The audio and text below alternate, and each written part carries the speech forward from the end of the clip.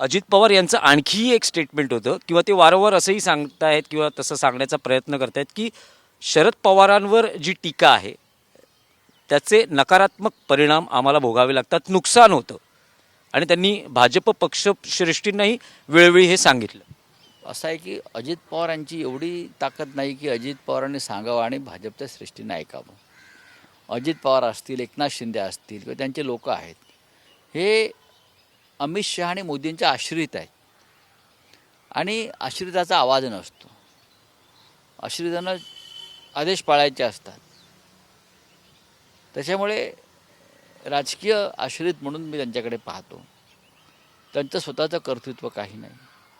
आमदार फोडले, आमदारांच्या काही अडचणी आहेत दोन्ही बाजूला.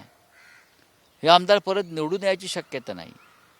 जेव्हा त्यांचा हा आमदारांचा आकडा घटेल तेव्हा आश्रितांना बाहेर काढलं जाईल. सगळ्या भाजपची भूमिका ही कायम राजकारणात गरज सरो आणि वैद्य मरो अशीच आहे. ज्यांनी लालकृष्ण अडवाणींना, मुरली मनोहर जोशींना, व्यंकय्या नायडूंना अशा प्रकारची वागणूक दिली, ते बाहेरून आलेल्यांची पत्रास का ठेवतील? आज गरज आहे. त्यांना शिवसेना फोडायची होती, त्यांना शरद पवार यांना धडा शिकवायचा होता, पण केला तुका आणि झाला माका असंच झालं. ते आम्हाला धडा शिकवायला गेले आणि तेच खड्ड्यात पडले. हो,